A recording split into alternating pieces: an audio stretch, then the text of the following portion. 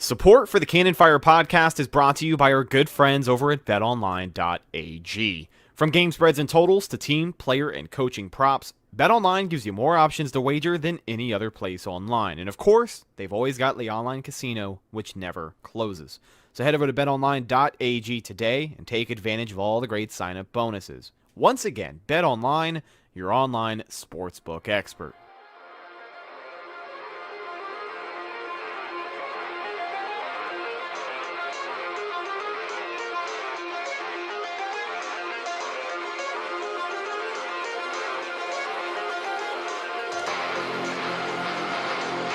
This is the Big Nasty. Yeah, Big Nasty Hall of Fame Tampa Bay Buccaneer fan, baby. This is Mike Allstott, Tampa Bay Buccaneers, and you're listening to the Cannon Fire Podcast. Cannon Fire Podcast, brother. You ain't listening, and you're missing out. Woo!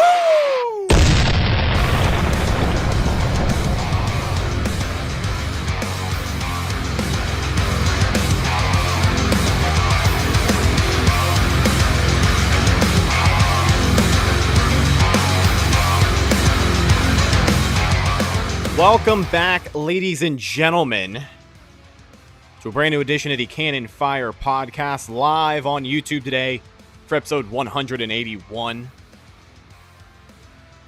We have got some Buccaneer developments, some roster moves the day before the NFL draft. We'll talk to you about that here shortly. But welcome back to the show. I'm your host, as always, Rhett Matthew, joined alongside me, my good buddy and co-host, the Philly Bucs fan himself, Mr. Evan Wanish.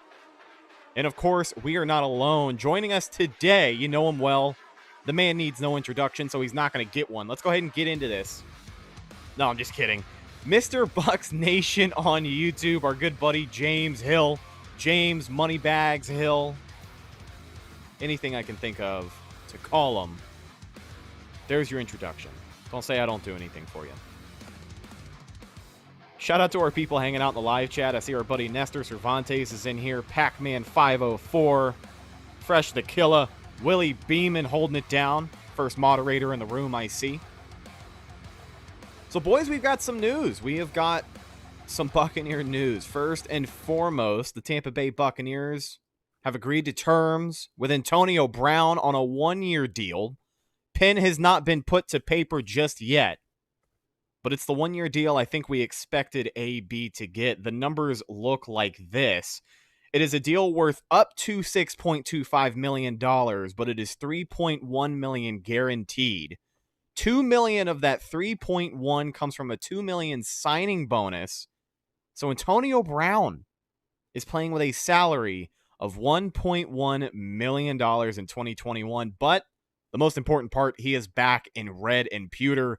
A great signing for the Bucs and just another staple of what's made this offseason so special. I mean, consistency like this from a team that just won the Super Bowl at this rate and signing everybody back and keeping the team together, it seems almost unheard of. But Evan, your thoughts on AB coming back?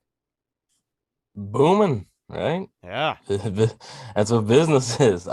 This was very unexpected to me at this point, just because at this point in the process, I thought they'd wait until the draft and maybe they got some intel that some of their guys wouldn't even be there and they didn't really love it. So they were like, okay, might as well do it right now. I think this definitely probably eliminates a wide receiver at 32. I wouldn't say it eliminates it in the second or third round because it's still just a one-year deal. Right. But I would say at 32, if you're drafting a guy at 32, like he's going to be at best probably your fourth wide receiver. Like I doubt that. So I would doubt they draft one at 32 now, but I do think that it's a good deal. It's what the Bucs always just kind of wanted. Antonio Brown was looking for $7-8 million a year. Didn't quite get there. The Bucs wanted a little bit lower with less guarantees, and they got that. So I think both sides are happy, and it's nice to have him back. Yeah, and with the news less than a week ago of that case that was over his head being settled on, you kind of expected something to happen sooner than later. Personally, I thought it was going to be after the draft. I think all three of us did too. But clearly the Buccaneers had a number they wanted to pitch at him. Maybe Brady was able to, finish and seal the deal at UFC 261 the other night when they were hanging out. But yeah, AB back in red and pewter. Your thoughts, James? Yeah. It's interesting. It's what everybody expected for weeks and weeks now. Like Evan said, not a little weird for the timing. I guess signings can happen at any point, but um, yeah, I'm honestly surprised this didn't happen sooner. But obviously, with all the off the field stuff getting cleared up a little bit, some more clarity in those situations that paved the way for something like this to get done. Rick Stroud had even said literally as soon as the news came out that some of that off-field stuff had gotten cleared up. He said, look, it's going to happen soon here, and it did. So like Evan said, this is a good move for everybody involved. I mean, this is where Antonio Brown wants to be. It's honestly where he should be, considering, the people around him in terms of making sure that he's able to stay focused on the field and off the field, hopefully as well. You really have all the guys around him with Brady, Arians, some of the other leaders, both on the coaching staff and in the locker room. So it was a move that made sense, from the jump for everybody involved. And it's just continuing to add everybody back. Now it's like, if it wasn't already official, it's officially official. Everybody's back, which has just made, Twitter freak out even more. Which is always fun to see. So, yeah, overall solid move. Oh, yeah, man. Checking in with the live chat, our guy Fresh the Killer has a question about Tyler Johnson. Does the re-signing of Antonio Brown ultimately hurt his playing time? And I feel like it's, a simple yes is the short answer. But the long answer, I'm going to toss it over to you, Evan. What do you forecast for Tyler Johnson this upcoming season? Because I know we talked about, the possibility of AB possibly not being here. Not really knowing what the Bucs were going to do with that pick at 32 if they wanted to go wide receiver, because you have to think now that you're going to have both Antonio Brown and Chris Godwin free agents this time next year. So what do you think that that leaves Tyler Johnson in the middle of all this? Yeah, well, I think for 2021, it definitely limits his snaps. I mean, I think it even limits Scotty Miller's snaps, even though Miller's more of a specialist and just a deep ball guy than Johnson. Johnson's the more well-rounded receiver, but yeah, it's obviously going to limit his snaps, which kind of sucks. But I do know that the Bucs do like him a lot, and I just think that right now they believe he's not quite ready to take over the number 3 wide receiver. Better safe than sorry, right? I think they were going to draft a wide receiver fairly early if they didn't re-sign Antonio Brown, because they really learned a lot from that Chicago game. They just didn't have the weapons. Mike Evans was banged up. Chris Godwin didn't play. And, I mean, Tyler Johnson played a little bit. Scotty Miller played a little bit, but they just didn't have enough depth there. Now their depth is immediately bolstered. It does come at the expense of some playing time for a guy like Tyler Johnson. I have no doubts that I think in the future, possibly even next season, 2022, Johnson could see a very increased role. I just think right now in year 2 for him, he's not quite there yet. You got to remember, at the end of the day, he was a 5th-round pick, right? It's not like this guy was drafted in the 2nd or 3rd round and you're expecting him to make an impact. He was still a 5th-round pick. Bring him along slowly, and I think he'll be fine. Yeah. Now, as far as the rest of the moves go today, because there's been a couple more, after the Antonio Brown signing, this came out, before the new deal with AB, the Buccaneers had about $950,000 in cap space, under the salary cap per the NFLPA record. So they'll have to make cuts and restructures to get AB's contract and eventually draft picks back under the cap. And that's where this next move comes into play. The Tampa Bay Buccaneers and tight end Cameron Brate agreed to a rework deal that clears out $4.69 million in cap space. Cam Brate gets a 2.425 signing bonus, and his salary is now $1 million in 2021 with a team option for the final 2 years of his deal. Now, we never really broke down the specifics of what Cam Brate's deal looked like, but this restructure, what kind of money does it save the Bucs? And I mean, how much better do you have to feel if you're a big fan of Cam Brate here? Well, it essentially almost guarantees a spot that he'll be back, because if they would have just cut him, right? If they really just didn't want him back. So he'll be back. So all Cameron Brate fans that didn't want to see him go and they think that he's better than OJ Howard and stuff like that, there's reasonable arguments for all, right? But he'll be back. It's essentially a 1-year deal almost at this point, because his salary, they didn't really guarantee it. any more than they already did. Like, there was already no guaranteed salary for the rest of his contract, right? So that's why he was an easy cut, because they didn't really owe him anything.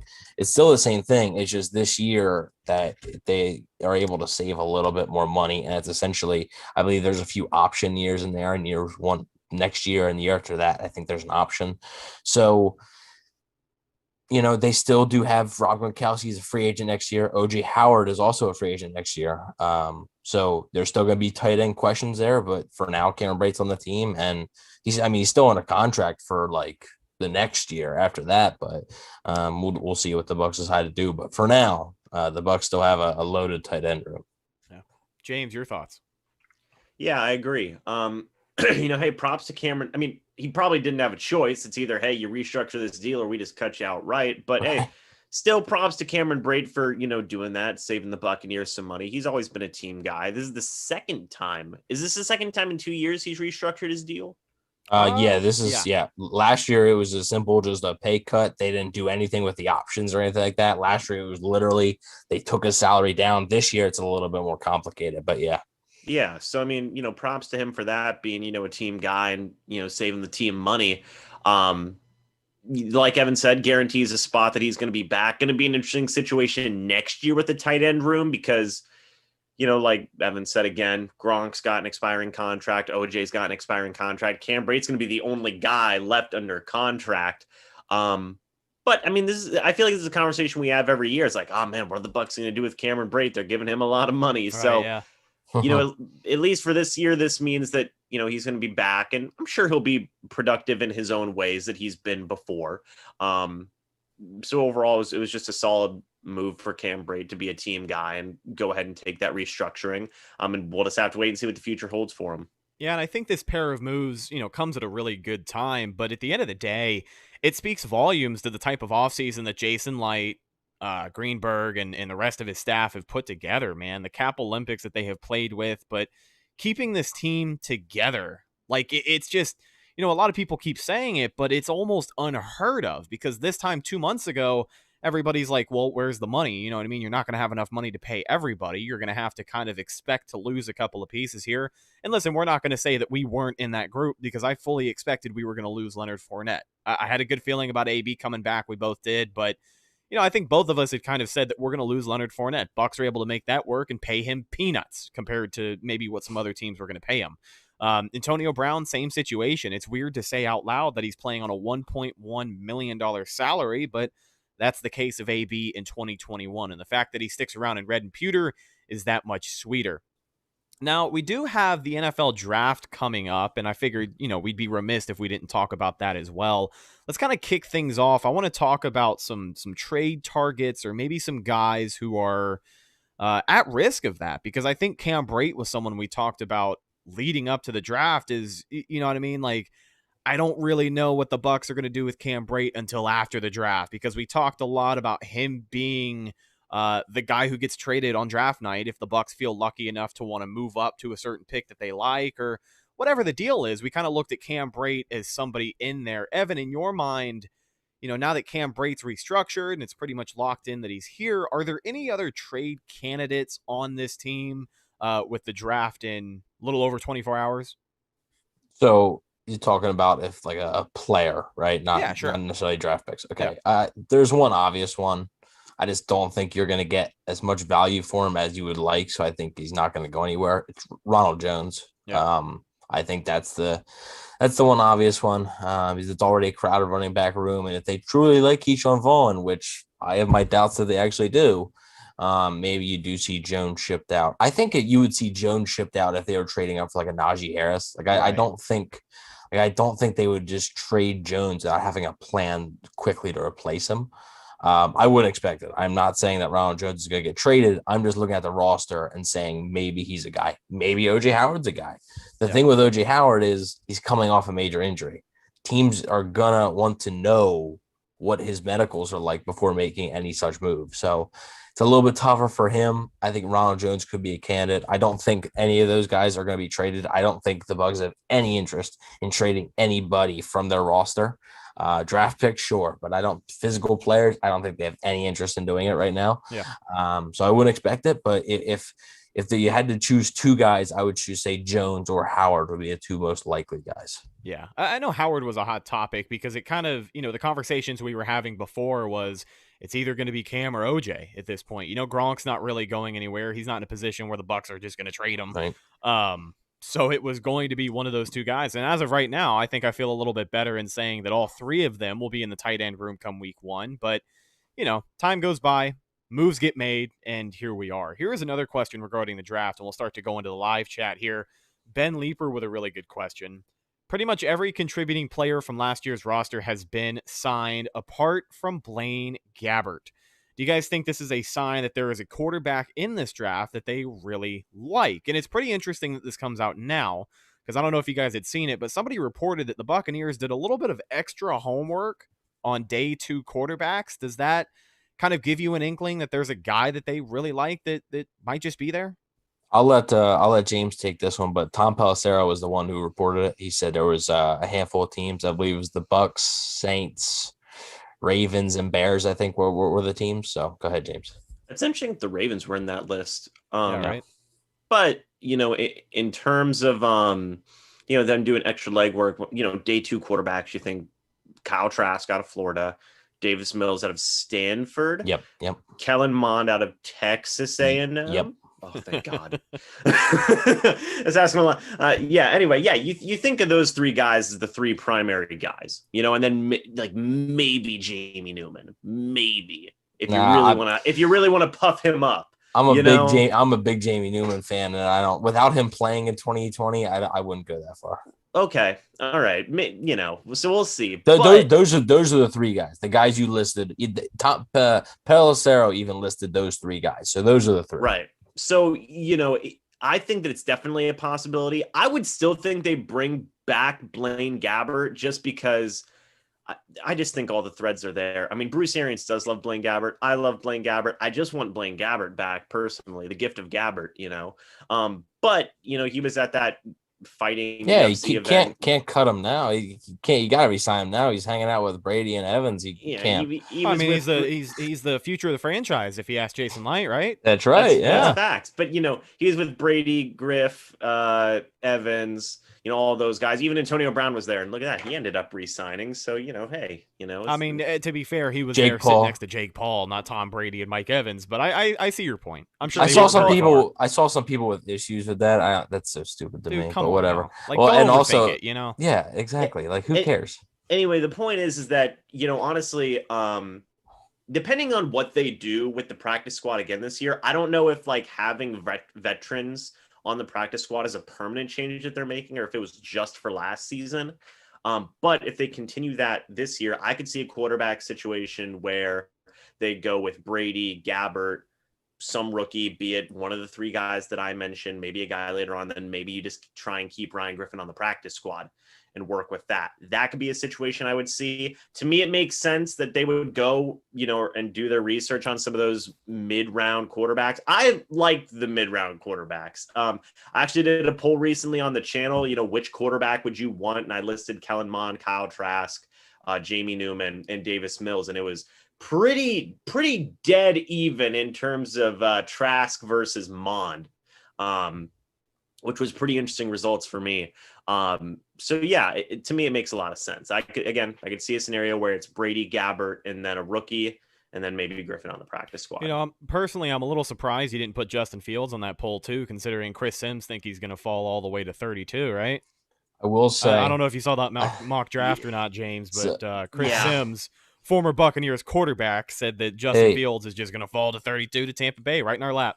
I will say there was I've been doing a lot of simulations on the Draft Network, right? More than once, I will say. I'm not gonna say how many times, but more than once, Justin Fields was there at 32. Oh, that's where Chris Sims did his mock draft. That he just did it on the Draft Network. No, but I actually had a buddy of mine. He's actually going to be in the live stream I'm doing for the NFL draft. He's my Ohio State analyst, basically, because he graduated from there. And he texted me after he saw the mock draft. He goes, I would lose my mind if Justin Fields fell all the way to pick 32 and the Bucs picked him. If he fell past 15, I feel like everybody would lose their mind. Like if he fell past 15, something is just terribly wrong, right? Like it has to be. I don't know I don't know if you guys have been seeing, but there's been kind of like a campaign on social media to like give Justin Fields the credit that he's due, which I think makes sense. He's a really talented quarterback prospect. So like I've seen a lot of people honestly kind of like critiquing analysts and saying, hey, you guys aren't giving Justin Fields enough credit here. Like this dude, it might be in fact, maybe more probable than not, might be the third best quarterback prospect here. Why don't you give him his due? So it's been a very interesting back and forth. I think where a lot of that comes from is that I know for a while there was a lot of questioning Justin Fields' character, right? And when you've got Mac Jones being Mac Jones, it's kind of hard to, put those two guys side by side and say, why do you have a problem with this guy's character, but not the guy who has a DUI and is posting videos in the club every weekend? You know what I mean? 2 DUIs. Yeah. I mean, holy hell. So for Justin Fields to get that far, I don't think it happens. I'd believe it more if Mac Jones ended up falling to the end of the first round than a Justin Fields. But of course, we just have to wait and see. We got another. Sorry, go ahead. Don't do it. Just don't pick a quarterback on day 2. Don't. Kyle Trask Kyle Trask doesn't have the arm strength. Davis Mills is a bust, and Kellen Mond's mechanics are not good enough. Just pick Jamie Newman in the 5th round. Like, it's not difficult. Please don't do it. Yeah, I don't think this is the year you draft a quarterback unless you're drafting him after the 4th round, right? If you want Ryan Griffin to be your QB2, which probably won't be the case, but if you want Ryan Griffin to be your QB2, take a guy really late in the draft if you like him that much and go that route. But with Tom Brady rearing up to go at least 2 more years, I just don't think it's the year for it. So another question here in the live chat comes from our guy BK Jackson, and we actually got pretty in depth with Matt Matera from Pewter Report. If you guys hadn't checked it out, we put out an episode yesterday breaking down all the defensive targets for Tampa Bay in the draft, and we actually talked about this one. His question: why is cornerback not a big target for us? It seems like every year injury leaves that position compromised, and I don't love the depth at CB. At 32, I would be a little surprised if they wanted to go for a corner or even somebody in the secondary at the safety position. You got a couple of guys who are going to be hitting free agency next year, but in the first 3 rounds, in the 2nd or 3rd round going after an extra corner doesn't seem like that bad of an idea. And I think it might be a little bit higher up on the Bucs priority list than people realize. Evan, what do you think about that spot? Yeah, I would be surprised. I know Benjamin Albright, who notoriously he doesn't have inside sources on every single team. It's not like he's some draft guru, but notoriously, he has one of the more accurate mock drafts every single season. He does 1 mock draft a year, and it's the day before the draft he does it. And this time he had the Bucs picking Greg Newsome from a cornerback from Northwestern at 32. If Newsome's there, I'd consider it just because I think he's an awesome player. I don't think he's going to be there. So I that's the only way I would really consider it. I'd be surprised if they picked a quarterback. It's quarterback too. Quarterback and cornerback. I would be surprised if they picked one of those guys at 32. But like you mentioned, the 2nd, the 3rd, 4th, I could see it. And I wouldn't really be surprised. I'd be, like I believe I said yesterday, I'd be more surprised at a safety early than a corner. I think a corner would make much more sense than a safety. Somebody did mention Caleb Farley. Don't think I know there's a lot of injury concerns with him, and he's going to drop a little bit. I don't think he's going to fall that far. If he was at 32, I would pick him because I think if this dude's healthy, he might be the best corner in the class, and you could be getting a shutdown corner. I would probably pick him at 32, but I just don't think realistically he's going to last that long, even though he does have injury concerns.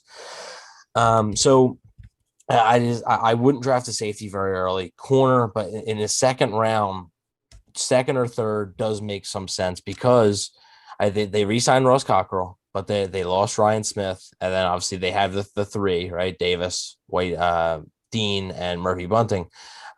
So those 3 guys are all starters. And most of the time in the NFL, you're playing nickel 85% of the time. So if one of them goes down, then Cockrell has to step in. What if, somebody else goes down? it's such a valuable position, and it's so fragile there that I think you could consider that. Carlton Davis is a free agent next year. I expect them to get a deal done with Davis. But then after that, I believe we talked about this yesterday. After that, Sean Murphy Bunting and Jamel Dean are both free agents. You probably can't keep both of them. You're going to have to choose one or the other probably. So, if I had to guess, I would say one of them walks. And if you draft a corner in the second or third round this year, he could be ready to go right away. Right. So I that's where I could see the value there. Melifonwu, a Fidu Melifonwu at 64 would be a solid value. So let's not forget the Bucs are picking at the end of each round. So to take a cornerback wouldn't be investing premium draft capital. Well, I mean, if you're picking at 32, that's a premium pick. But I've been saying it all along that basically the Bucs picks are drafting for this next round pretty much. A second round pick is essentially a third. A third is essentially a fourth, and so on, so on. So it makes sense, and we'll have to wait and see what happens. It is a solid cornerback class, so there is a lot of talented guys there. Yeah, I think that I'm going to kind of say fourth, fifth round would be my area where I would consider taking a cornerback there. Specifically, what I would want to look to see is maybe get a backup kind of developmental slot corner. Because whenever I look at the three guys right now, like Carlton Davis, he's an outside corner. Jamel Dean, he's an outside corner. Sean Murphy Bunting, he's inside. He can do both, right? But, I wonder if they want him to – I've seen him have success on both outside and inside. So I wonder what they would potentially do with him in terms of, if Jamel Dean were to leave, well, then Sean Murphy Bunting's got to be, your other outside corner at that point. So I would want to see a developmental slot guy just to kind of help get worked into the fold, and help build him up and also help fill in some of that special teams play that Ryan Smith was doing, for the past couple of years. But if Jamel Dean leaves, you can keep Sean Murphy Bunting in the slot if you draft an outside corner this year. That's true. So I'm just, you do have some options there. So Vortex brings up Tay Goen or Benjamin St. Just would be pretty cool. They would be good value. Both those guys are, like James said, fourth, fifth round guys. They're not going to be drafted very high, like in the first 3 rounds. So especially a guy like St. Just, I think Scott Reynolds had him in his Pewter Report mock draft. So we'll see what happens there. I do want to say real quick on Gregory Newsome II too, is they did have a pre-draft meeting with him. Yes, they did. So. And I also think it's important to mention, both of you kind of touched on it, but if the Bucs are, taking a corner this year and they take him after the 3rd round, 4th, 5th, 6th round pick, I think it's safe to assume that that's probably going to be a little bit more of a Ryan Smith replacement. Yep. Anybody taking that late is going to have a bigger role in special teams than obviously they would playing defense, whether it's in the slot, playing outside, whatever type of corner he is. I think if you're, picking after a certain point, you're kind of picking for special teams. And as of right now, it makes a lot of sense because it seems like the biggest hole in this team, other than some depth in places, is some gunners on special teams. Yeah. Yeah, I definitely think that's the biggest thing right now. They're missing some pieces on special teams, which, like you said, I mean, really, normal years your 4th round pick could be a major contributor because they've been picking so high. But this year, it's going to be a special teams guy, and your 5th round pick might not even make the team. We'll see, which is why maybe they would trade up. Kevin, what are your thoughts on a developmental inside linebacker? I think the 3rd round would be a good starting point for that position. Well, we spoke about that with Matt Matera yesterday as well. He brought up Derek Barnes, a player that he had in his Bucs battle plan a few months back. Is a similar style to a Devin White, is a really good blitzer, also good in coverage, and would be a solid pick in that 3rd or 4th round. He's from Purdue, I believe. So he could be a guy. Other than that, I mean, Chaz Surratt from North Carolina, maybe if he's there in the 3rd, he's more of like a blitzing linebacker. Other than that, I'm not sure if they would draft one too early. Like, I mean, 32, a guy like Zaven Collins, kind of guy you can move kind of all around the board and stuff like that, could interest them if he's there. I don't really think he's going to be there. Okay, we need a return man. That's something that I think they've been looking for a while, and they just haven't found it. Maybe I'll give them that in my mock draft. We'll see. You mean no more Kenyon Barner? No, I mean the funny thing is Kenyon Barner is before he came to Tampa. It might just be a Tampa thing because before he came to Tampa, he had a few kick returns, and is now he just nothing. Yeah. Seems like any returner with a little bit of cred who comes here just kind of gets swept under the rug, and everybody forgets about it, right?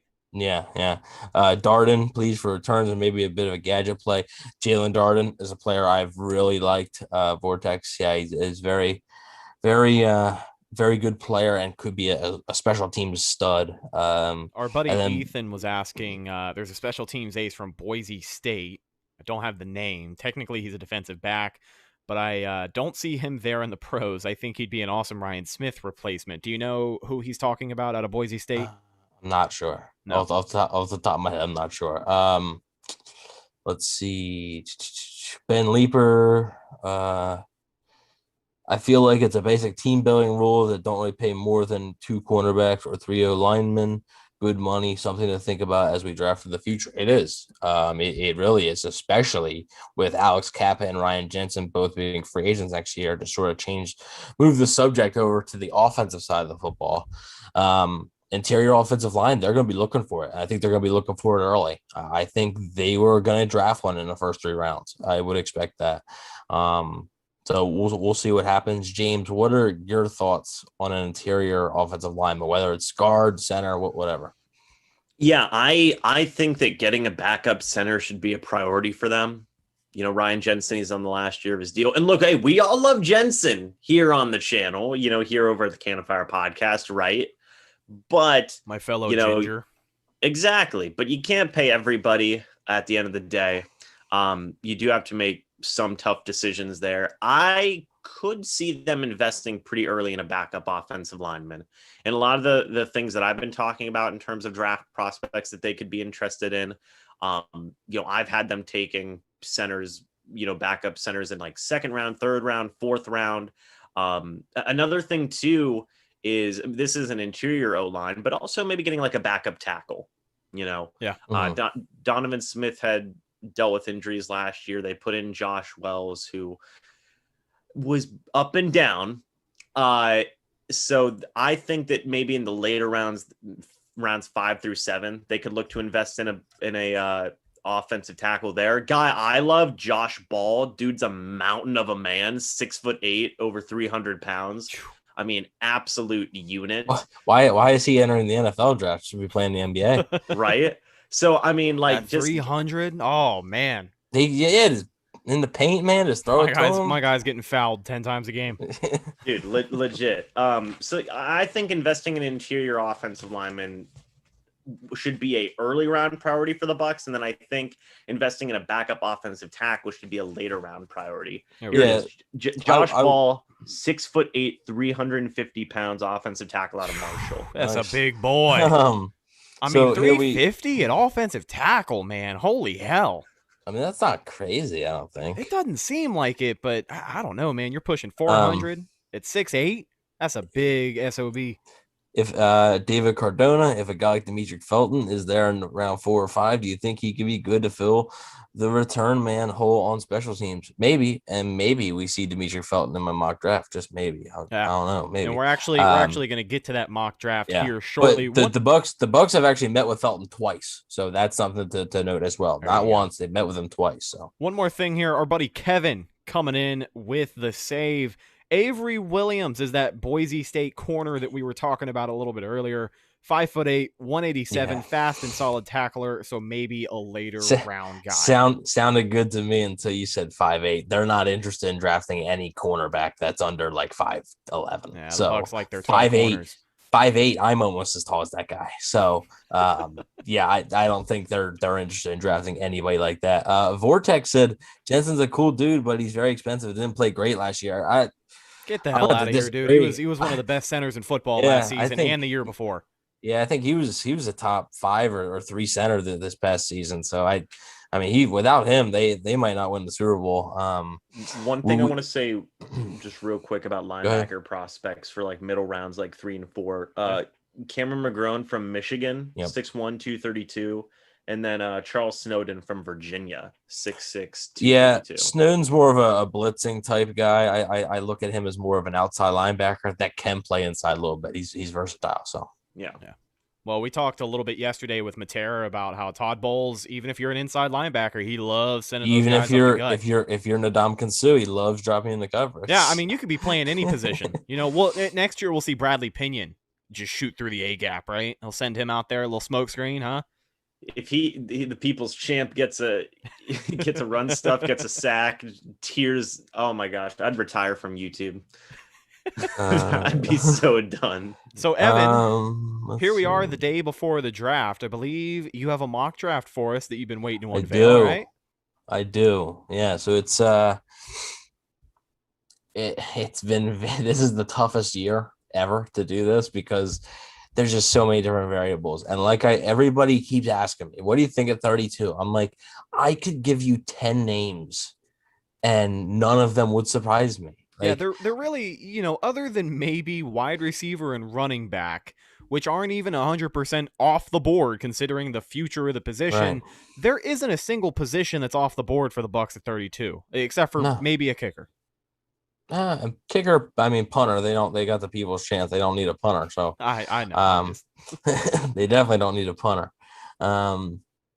So yeah, I do have a mock draft real quick. I just want to check up on the chat just for a few minutes before I really dive into this, because once I dive into the mock, I'm not really going to be checking the chat. So a lot of Quinn Menners from Wisconsin, Whitewater love. Apparently the Bucs don't love him as much as some fans do. Felton's going to fall pretty far. He had very bad testing numbers. He could, which could potentially be good news for the Bucs. So, Leander Dickinson would play great all 5 positions. We can afford the risk. It is a big risk. Apparently, some teams apparently have taken Dickerson completely off their board. He is completely off of some teams' boards. I do not know if that team is the Bucs, but his medicals, especially this year where it's tough to get medicals for somebody. Yeah. His medicals this year are very shaky. He's a great player. I think if he was healthy, we talked about with Trevor, because Trevor had him as his pick for the Bucs. And if he was healthy, he would have been a top 15 pick. So I don't think Dickerson would be he wouldn't be a bad pick, but I just don't know if you're going to take that much of a risk in round 1. Okay. So before I start, does anybody else have any last minute things to say? It's that Kevin. Boy Ethan. Oh, go ahead. Sorry, Ethan Ennis in the chat. Let me see. Avery Williams is not a defensive player. He's an elite all-around special teams. Purely a Ryan Smith replacement. I don't want him touching the field on defense. That's great, but I'm just telling you that they're not looking for a cornerback that's 5'8". So yeah, I feel Kevin 522, our buddy holding it down. Bring back Joe Dirt, huh? Who the hell? He hasn't played football in like 2 years. I know. I think he's slinging real estate right now. I think he's selling houses somewhere in Central Florida. Yes, he is. Nice. At least last I saw. Hey, life after football, man. Good for him. Yeah. Ben Leeper. Before we get into Evan's mock draft, one more interesting thing that we can take from somebody else's mock draft. I saw Jake Arians doing a mock where he had us going Mac Jones at 32. Maybe he knows something we don't. We kind of, brought this up jokingly a little bit earlier, but I feel like if any quarterback's going to fall to 32 out of those top 4 or 5 that people talk about, it would be Mac Jones. But I don't know, man. I know that it's, a great place to be with Tom Brady being your starting quarterback. And if you're Mac Jones, you sit around and have somebody to learn from. But I don't know if I want a guy like Mac Jones on my roster. He gives me Johnny Manziel vibes. I would take him. I just don't think he's going to be available. Yeah, that's why I don't think he will either. I was gonna literally, before the question was even, when I heard Mac Jones at 32, like I saw Jake Arians thing, it's not gonna happen. So it doesn't really matter. He doesn't know anything that we don't right now about that, because he doesn't know. He might have some intel on the Bucs, but he doesn't know. He doesn't have intel on every NFL team. So he doesn't know who's going to fall to 32. Yeah, and that mock draft was more. I looked at it as more what he would do, kind of. So Mac Jones is not going to be there. If he's there at 32, I think 32 is a good value, but he's not going to be there. Yeah. Like what are there are 5 quarterbacks, right? Lawrence, Wilson, Fields, Jones, Trey Lance. Yep. Yeah. Those 5 guys, they're going to go in the top 15. Honestly, maybe 15. the top, like, honestly, if you want to 12. be really generous, yeah, like top 12, 10, 8, Yeah. you know, who knows, you Yeah. know, but like they're going to be My nowhere near. my personal mock draft has them all gone within the top 10. Okay. My personal mock draft has top 10, 5 quarterbacks. So Okay. So Evan, just real quick for you, is this a strictly this is Bucs 7-round mock draft? this is Bucs. So I can reveal my top 10 real quick. But this Yeah. is strictly a Bucs. I did it on the Draft Network. I controlled the Bucs, and this is a 7-round Bucs mock draft. But real quick, just to get into it, number 1, I have the Jaguars taking Trevor Lawrence. 2, Zach Wilson to the Jets. 3, 49ers. This I kept going back and forth. Trey Lance or Mac Jones. I think I've settled on Trey Lance. I can't fully buy into the Mac Jones stuff. 4, Falcons, Kyle Pitts. 5, Bengals, Jamar Chase. I would pick Penei Sewell, but I think they're going to pick Jamar Chase. To help 6, out that O-line, I'm sure. Yeah. Well, Poor Joe Burrow is going to have surgery on the other knee this year. My God. At least he's going to have his buddy to throw to. Yeah. 6, Dolphins, Jalen Waddle. 7, I have the Patriots moving up with the Lions to grab Justin Fields. Wow. Like that.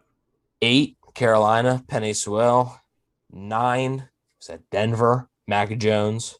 And 10, Dallas, Patrick Surtain. So that's my top 10. Now, are we ready? Yes, sir. Okay. Yep.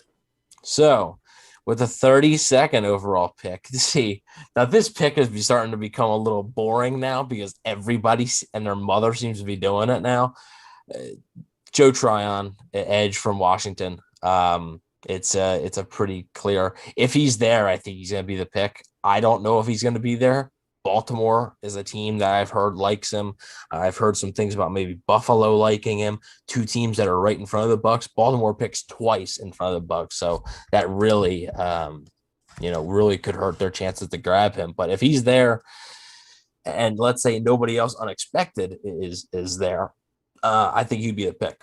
So a little bit about him. He's not going to come in and get you 10 sacks as a rookie. It's not that type of player. He needs a year or two. Especially when he's splitting snaps with JPP and Shaq Barrett. So, this is all about a future replacement for Jason Pierre-Paul. And I think Tryon sort of fits like a glove. It's a great fit. He told me himself when I talked to him that he believed it was a great fit. Like I said, you guys can go check out that interview on Bucs Daily. I talked to Joe Tryon. He's a great dude. It sounded like he was genuinely excited about the draft, and it seemed like he really had an interest in Tampa. He literally went out of his way to basically tell me I want to get down there. I think he's a high energy guy, a high motor guy, which every time you hear motor that. Breaking news here. I don't know if this messes with your Denver plans, but the Panthers traded quarterback Teddy Bridgewater to the Broncos, a move that I called 2 months ago. Maybe. What's wrong with you, James? Are you a big Teddy Bridgewater guy? Yeah, I like Teddy Bridgewater. I'm happy he's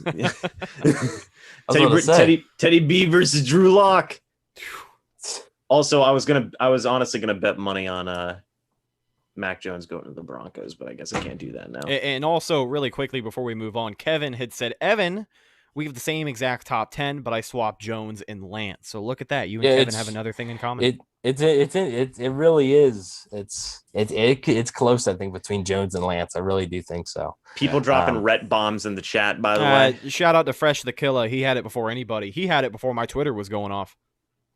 Nice. So yeah, here we go. Joe Tryon, 32. That's a pick. Picks in. I like Tryon. I think he's a really good fit because they really Washington runs a very similar defensive scheme to the Bucs and Todd Bowles. So that's why it's a fit. They drafted Vita Vea. They actually drafted Vita Vea when Mike Smith was the defensive coordinator, which obviously that wasn't a fit, but they still drafted him. So they drafted Vita Vea. They signed that Benning Patoe guy. They have an interest in Joe Tryon. Could have an interest in Levi Onwuzurike, but I believe James had in one of his mock drafts the other day. So Joe Tryon is the Bucs pick at 32. Now moving on to the second round, I have the Bucs selecting. It's funny because we did talk about this, and I've been on a certain train. Now this is mock by the way, is a combination of what I would do / what I think they'll do. It's not completely what I would do, not completely what I think they'll do. 64, Tyson Campbell, cornerback from Georgia. Dude, 6'2", that's the biggest thing. He's a long, lengthy corner. Him and Eric Stokes are the two Georgia corners that have been getting the most love. Tyson Campbell, I think, is the guy that could be drafted a little bit later. He's a nice press man corner, which I think they'll like. He can play on the outside. So let's say the plan is to re-sign Carlton Davis, and maybe the next year you let Jamel Dean hit free agency and have, your sign Sean Murphy-Bunting, and you have your corners as Carlton Davis and Tyson Campbell on the outside with Sean Murphy-Bunting inside.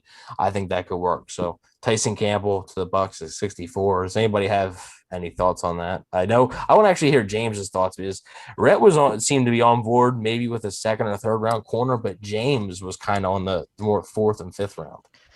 Yeah. I think he's the fit's there, in terms of fitting into Todd Pole's defense. Like you said, what is he, 6'1", you said? 6'2". Hell of a lot bigger than 5'8".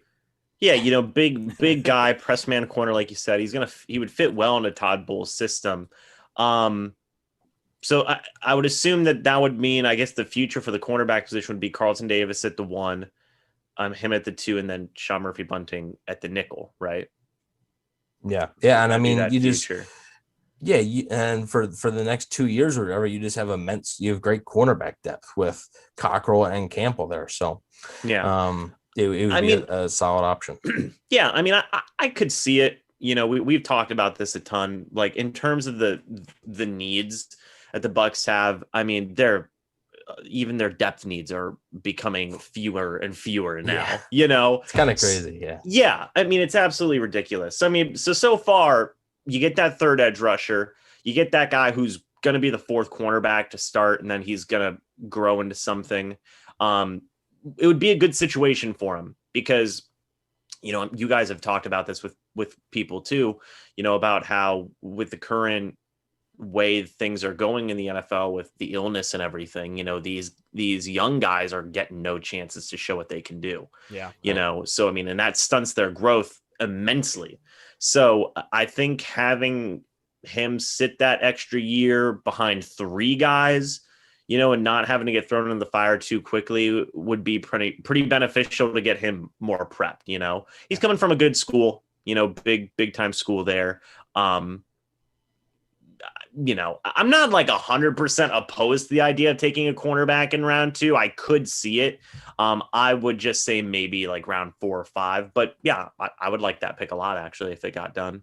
Yeah, I agree with James. When you're drafting for the future, there isn't really a position you can go wrong. And at corner, we talked about the liability of not exactly having that depth, that you would like at a position like that. And especially with some guys hitting free agency next season, it is a good move. Bring a little more speed to that defense and set them up in the backfield. I like it. Yep. So this next pick, the third round pick 95, is another sort of future pick, a guy that's not going to play a ton, but is going to provide depth this year. And then maybe as soon as next year can be a starter. And that's Trey Smith out of Tennessee, offensive guard. Smith is a nasty player. I believe he had some injury history. He had some health issues with blood clots, I believe, in 2019. That's rough. But it appears that all that is behind him, even though I believe sometimes he did miss practice. So that could be a reason that he's there at 95. Because if he didn't have that health issues, he could be a guy that could be gone in the mid-second round or so. But I think with the health issues, he could definitely maybe fall a little bit and right into the Bucs' laps. I think he's a good fit. He's like I said, he's just in the run game, especially. He's a mauler. He really is.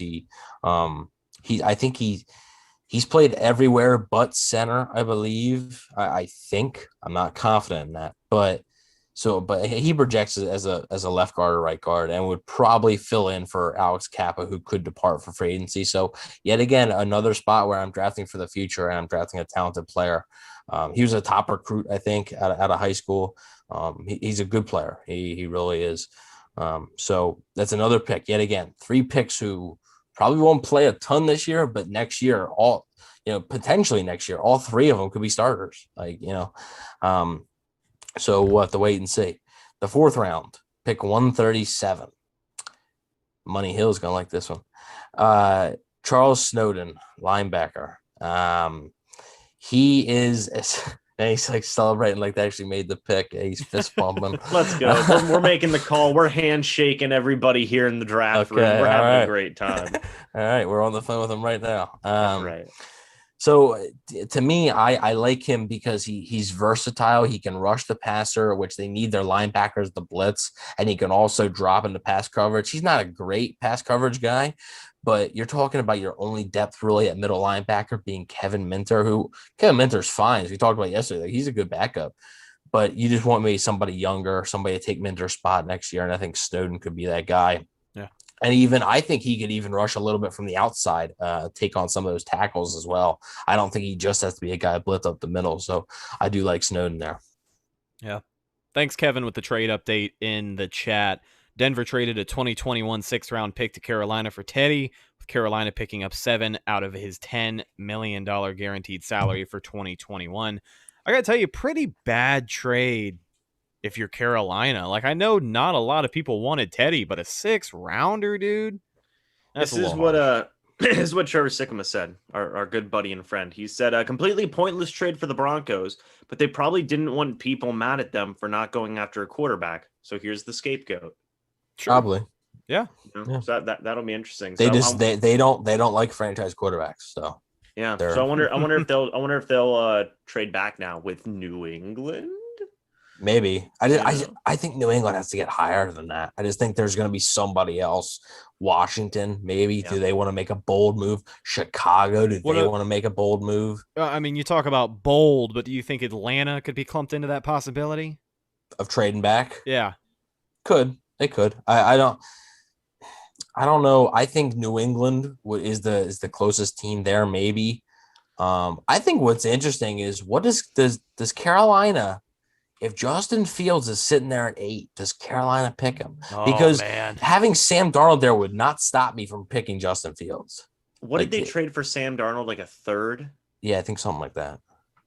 That's like tough. Yeah, but having Sam Darnold there is not going to stop me from drafting Justin Fields. No, I mean, at that point, I'll tell you this. Like, I mean, if they really do believe in Sam Darnold, I could see another team just giving them a crap ton of picks to trade up to get. Yeah, I could too. And that's what they'll have to weigh. They'll have to weigh whether they want Justin Fields or they want those picks from a New England or a Washington or something like that. So they traded a 2022 2nd round for Darnold, by the way. Okay, 2022 2nd round. Real quick, by the way, on Snowden. I mean, I love the pick personally. You do, yeah. I think it's fantastic. I mean, I think I like this mock so far. I think it's great. Yeah, thank you. I really do think the dude's a really good linebacker. He gives you a lot for Todd Bowles' defense. Not just. I mean, I think he could get some healthy playing time in the immediate sense, but then in the future, we could just start to see him grow and develop more. Solid guy overall. And we talked with Matera about it too. If you're Todd Bowles, you love your versatility on this defense. Look at Antoine Winfield Jr., a versatile safety guy who can get after the quarterback, make a play in the backfield, right? I guess you could call Ndamukong Suh versatile because they had him standing up and rushing as a linebacker some point last season. So versatility goes a long way, and I think Snowden is a great step towards that if you're looking at a backup linebacker because, Kevin Minter, as good as he is getting a little bit older, right? And you don't necessarily know if he's going to be around with Tampa Bay that much longer into the future. He's back for this year, but after that, you don't really know. And those types of backups are very interchangeable. Like they're, right. I'm not saying they're completely easy to find, but like you can find another Kevin Minter. Like he's a solid player, but you can find somebody else in the 4th or 5th round to fill that role. Yeah. Okay, so we're going to move on now. This is the 5th round. So pick 176, and I'm going to select Demetric Felton, listed as a wide receiver from UCLA. He's listed as a wide receiver. To me, he doesn't have any position. I think this guy can play receiver. He can play running back. He can do a lot of different things. And I think the Bucs really loved Antonio Gibson last year from Memphis. It was between Antoine Winfield at 45 and Antonio Gibson at 45. That's who they were deciding between. And the Bucs were really heartbroken when Washington picked Antonio Gibson a few picks before I think it was 6 or 7 picks before the Bucs were on the clock in the 3rd round. and they ended up picking Keyshawn Vaughn. I mean, they would have loved to have Antonio Gibson. Here, they get a slightly lesser version of Gibson, a more gadgety player than Gibson. I also think Felton, as was brought up earlier, that he can also be a return man if need be. So I think Bruce Arians lost out on his gadget guy last year. I don't know if he's going to lose out on him again. Bucs, like I said, did meet with him twice. I think he makes a lot of sense here in the 5th round. Yeah, and you kind of think to, a John Franklin. I remember how the Bucs were starting to use him at the end of 2019. He's still on the roster, too. Is he really? Yeah. Wow. He got hurt, so yeah. He got hurt in like I knew he camp, got hurt. I just didn't know if he had officially been cut. Technically, he was on the boat with Antonio Brown. Yes, he was. Now, wow. But you think of, a John Franklin, how the Bucs were going to use him. He was, for a while, he was on the roster as a quarterback, right? Yeah. And they were using him in all sorts of ways. They really started to get the hang of it in those final couple of games. It was nice to see him, go out there and find a way to produce. But do you think Felton could maybe be that guy if they end up going that route? It could be. I think he's a guy that you can just do so many different things with. Right. I mean, whether you want to have him out of your backfield, I think he would be a pure receiving option, just to sort of, line him up anywhere. I mean, You can just do so many different things with him that it would be interesting to see, and it'd be a fun little player. His measurables weren't great. His numbers weren't great, but his tape, I think, sort of speaks for itself. So I'm going to rely on that. Vortex says, wish we could have got Gibson. He's a great player and could have ended up starting.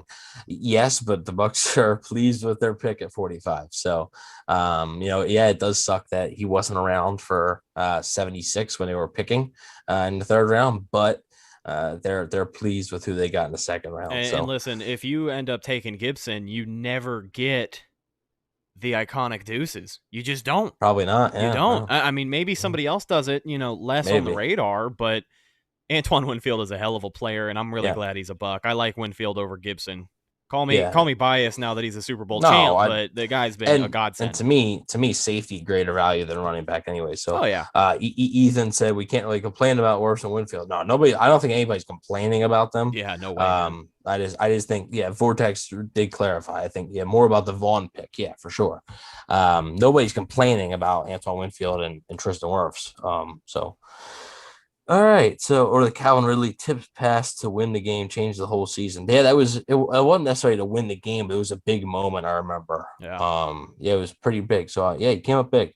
Glad I got to tune into the live stream, killing the game, boy. Thank you, Captain. Appreciate it. That's our buddy Captain Crustacean. You can go check him out on Twitch. I think it's also Captain Crustacean, but did some video game streams with him. I like checking into his stuff. He's a good guy. Sounds like a character from SpongeBob. Okay, so anyways, here we go. What were we at? 6th round, I think. Yeah, I think so. Okay. Last one was pick 176. Yeah, so this is pick 217. Yep, that's about right. I'm going to pick that developmental offensive tackle that we talked about, and Alaric Jackson, another offensive tackle from Iowa. So getting some familiarity there with Tristan Wirfs going back-to-back offensive tackles from Iowa. Boys are corn-fed out there, man. He is. I mean, they just seem to have solid guys. Now, Alaric Jackson's obviously now Tristan Wirfs level, but I think if you're looking at a development offensive tackle that you can maybe place on a practice squad for a year or two, he could come in and be a solid backup for you by year 2 or year 3. I think Alaric Jackson could make a lot of sense. And there's a few schools like Wisconsin, Iowa, Notre Dame that you always want to get your offensive lineman from. And it would be a solid pick, I think, if he were to be available at 217. He was actually a guy that I believe was supposed to go a little bit earlier before the season. Didn't really have a great season. The Big Ten had a reduced schedule anyway. I believe he played.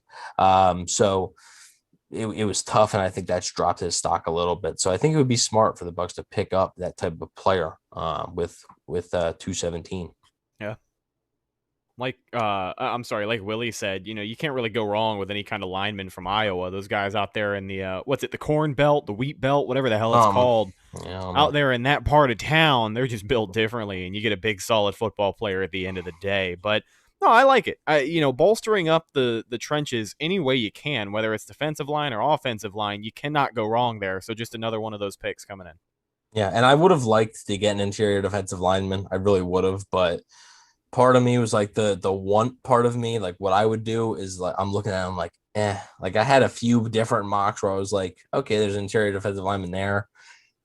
Right. Yeah. I actually had to make an adjustment this morning because an original mock that I had has relatively the same positions, just different players, but it had 2 wide receivers in it, one being Felton and one being a different guy. So I was like, I don't really consider Felton a wide receiver, so I'll pick another receiver. That was before the Brown news. So after that, I sort of had to switch it up.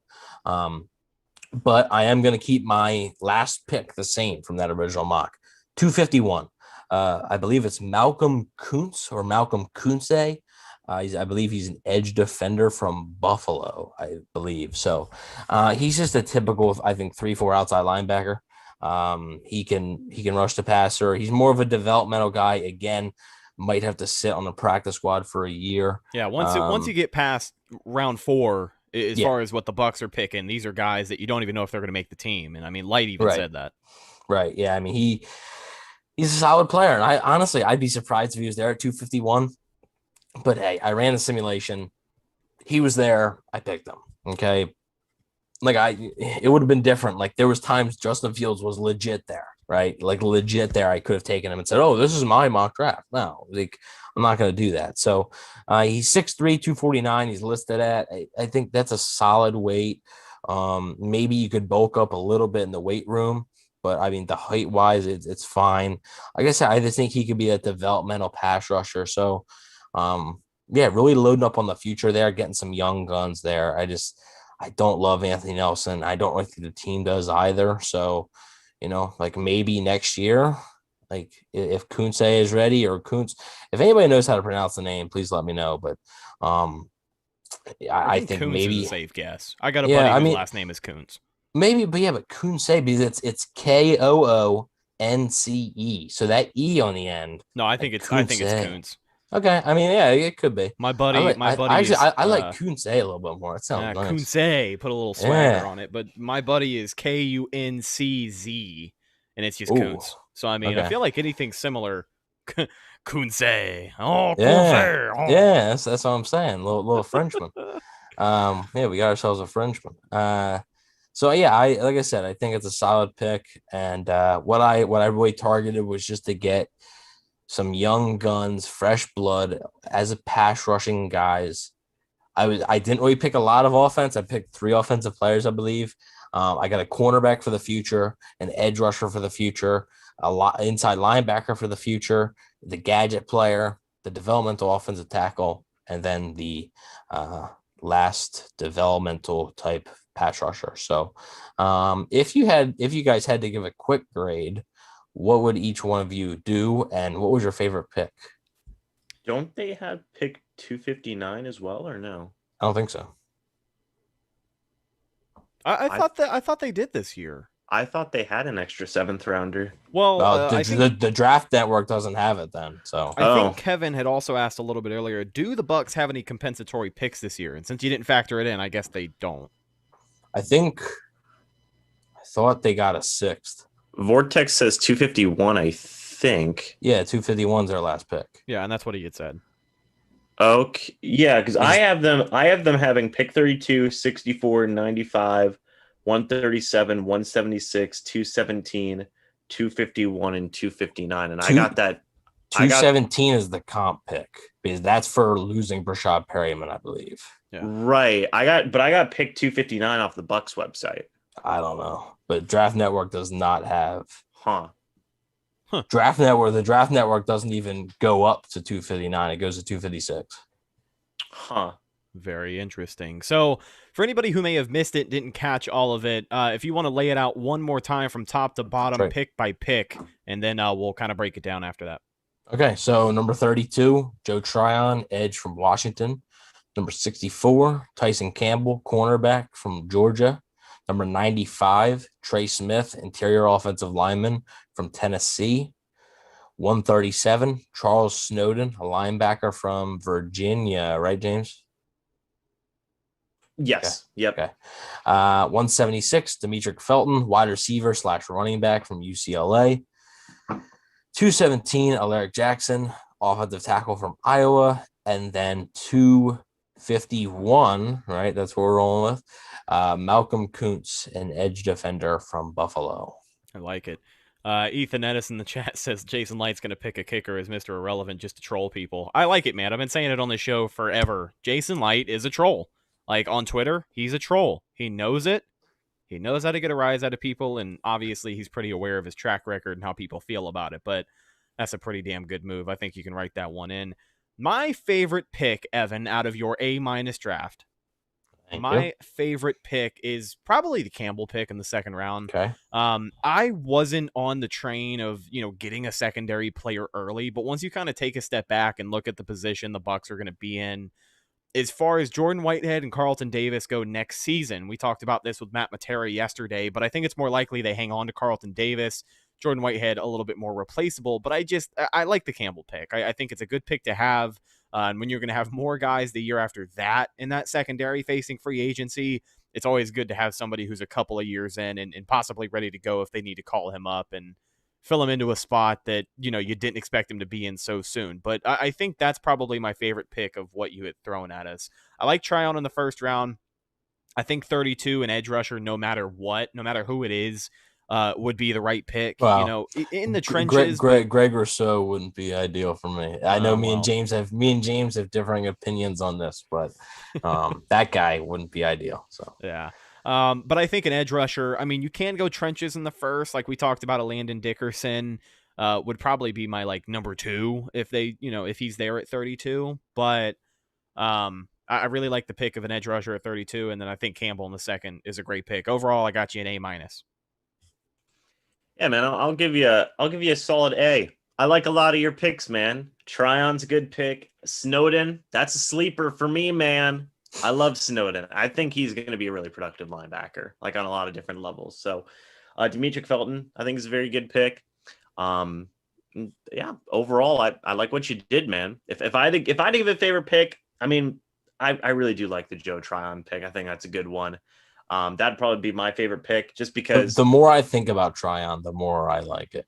Yeah. I think that his measurable 6'4", 251, that dude's, we've talked about this before, all three of us, if whatever third edge rusher they decide to get, maybe it's second round guy, maybe it's first round guy, if they come in and they have that kind of Carl Nassib type season where they're coming in rookie season, they get 6.5, 7 sacks playing on, let's say 60%, 70% of defensive snaps. High motor.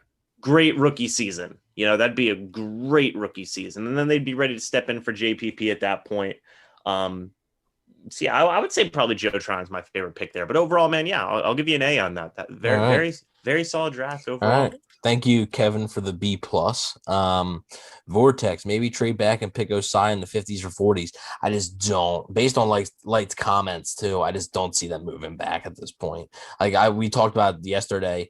I think it's more likely they move up than move back. I'm not saying they are going to move up, but I think it's more likely, especially when Light talks about, draft picks on this team might not even make this team. I have a tough time believing, unless they can get 2022 picks, which apparently a lot of teams are really valuing it. They don't want to get rid of their 2022 picks. Yeah. Unless they can get those, I don't see a reason to move down. So, let's see. Definitely an A. You got great value at every pick. I just don't know if the top 3 guys you picked are on there for us. Yeah, like I said, I'm not gonna. It's not a predictive thing. It's just they were there on the board when I picked them. All right, it's they were on the board so I picked them. It's just it is what it is. I do have my doubts that Campbell will be available. I think Trey Smith might be there. I have my doubts about Campbell. I do think Trey Smith might be there. Tryon, I don't know. I keep going back and forth on whether he's going to be there or not, but we'll have to wait and see. So it'll definitely be interesting. Ben Leeper with one final question as we start to wrap things up here. He says, I just tried a mock draft and Landon Dickerson, Caleb Farley, Stokes, Bateman, Morig, Etienne, Owe, and Levi from Washington, whose last name still escapes me. They were all there at 32. Who are you taking in this situation? Levi Onwuzurike is the best I could muster. I like that. Levy, huh? Levy. It's not Levi? It's Levi. Yeah. It's Levi. Yeah. Yeah, I don't know, man. I Yeah, suck at yeah. pronouncing names. I'm gonna be honest. Yeah. Dude, it is an all-time draft for just names that I don't pronounce and can't remember. You know what I Yeah. mean? Like, oh, there's that guy from this school, but he's got such an exotic name that I just it escapes me. Mhm. But just real quick, I mean, if all those guys were there at 32, I'd probably go. That's a tough one. I don't know. I might go away. I mean, I think that, but ETN's there. Yeah. Ah! I would. All right. So, all right, James, lock it in. Who you picking? Yeah, I'm you gonna got to go pick with one. I'm gonna go with Jason away. Okay, Rhett, go ahead. I'll go Dickerson. Okay, I'm gonna go Caleb Farley. So Look at that. Look at that. let's see. If he fell, do you think we would pick Najee Harris at 32? I do. If Najee Harris is available at 32, I think they would pick him. I don't think there's any way he's there. So Look, I'm a big Ronald Jones guy. I'd be freaking out if we got Najee Harris, man. he's so good. By the way, shout out to Kevin. He corrects me on my videos because I had Levi in one of my recent mock drafts, and he was like, James, it's pronounced this. I said, it's my yearly tradition of messing up names. Ethan has literally laid out the entire name. Levi on Woos or EK. Levi on Woos or EK. Yeah, On Levi Woos or EK. I'm just calling him Levi. I think it's maybe EK. I don't know. Yeah, Levi. Hopefully the Bucs don't draft him, so they don't have to deal with this. Levi from Washington. What a great guy. Levi from Tampa. From Washington. Ladies and gentlemen, Kyle Trask is the pick. If Kyle Trask is picked at 32, I'm going to throw a chair. If they pick Kyle Trask even at 64, they might drop their grade for me to already like a C. I'd be so happy if Trask is the pick at 32. I've seen some. This isn't going to happen. I've seen some people who love Kellen Mond so much they want him to be the pick at 32. He's better than Kyle Trask. So what I'm saying is that if we pick a quarterback at 32, I'm going to be so happy next time I'm on here on this show. Just to see the mental breakdown of Evan. Well, I don't know if it'll be a mental breakdown more than just disappointment. Like with the offseason we've had so far, I feel like picking a quarterback at 32 will be the biggest whiff of the offseason. Oh my God, it'll be a 3-2 count, 2 outs, bases loaded, and you're down 1 and you just swing and miss. It'd be. I'd love it. Let's go. Get the QB of the future, baby. Get the QB of the future, baby. Pick 32. Let's go. If the QB of the future was actually good, then yeah, sure. But hey, Packers traded up for Jordan Love. Anything is possible. Jordan Love's better than Kyle Trask. Like, let's go. Let's go. No, ladies and gentlemen. Okay, real quick. Who's going? Rhett, who's going number 3? Probably Mac Jones. Okay. Yeah. James, who's going number 3? Justin Fields. Okay. James, who are the Bucs picking at 32? Gregory Rousseau. Oh my God. You ask me questions, I give you answers. If the Bucs' first 2 picks are Gregory Rousseau and Kyle Trask, I'm gonna. Oh no! I'm going to come in here like, oh my gosh, and just celebrate. Rhett, who are the Bucs picking at 32? Joe Tryon, edge rusher from Washington. All right, copycat. All right, so that'll pretty much wrap it up. I can't believe the draft is literally at this point we're almost 24 hours away from it. It's kind of crazy. It's wild, man. It feels like it's sneaking up. But listen, ladies and gentlemen, thank you guys so much for hanging out with us on this live edition of the Cannon Fire podcast. Our people in the chat, Kevin522, the moderator holding it down, Willie Beeman, Vortex been talking to us, our buddy Ethan, the new Kings of Comedy, Fresh the Killer was also in here. Real quick, because we haven't talked about it a ton. Sorry to interrupt. You're good. Some AA says, I want to upgrade Golson. Well, Andrew Adams, I'm sorry, but you play for Philly now. But the issue is that like Christian Barmore I think is a solid player. I have him going 17th to the Raiders. I just don't think he's going to be anywhere close to 32. So I just don't think so. Will either of you guys be live on CFP for live draft reactions, or will you just do the usual post-draft show? Well, we will do a usual post-draft show, but James, what do you have cooking over there? I am going to be live streaming all 3 days of the NFL The entire draft. time, guys. The entire time. I will be starting an hour before each time the draft starts, and then So we'll be going we got the end. We got the first round starting at 8, so you're going to start at 7. We got the second round starting at 7, so you're going to start at 6. Yep. And then the day 3 starts at noon, so you're going to start at 11. Yep. So it's Okay. all scheduled, all set. Everything's good on there. All I got to do is just hit the live button and go. Going to be a lot of fun. So I'm going to be having a lot of guests on there. Rhett will be there. I'll be there. Rhett will be there. What, day 1? You said, Rhett? Yeah, day 1. Sometime tomorrow night, I'll be checking in and we'll talk some ball. And then I'll be in there on day 2. So yeah, so that's going to be a lot of fun.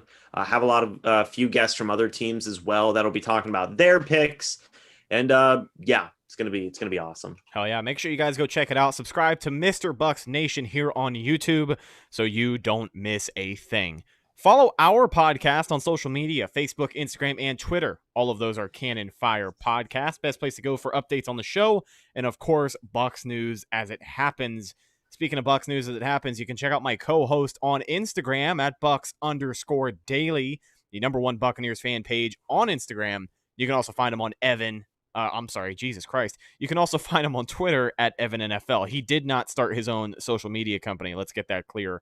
You can find me on Evan NFL, my own website. Yeah, evannfl.com. That's exactly what it is. Everything. Yeah. Last but not least, follow myself on Instagram and Twitter at Retticus, RHETTAKUS. If you follow me, I will follow you back.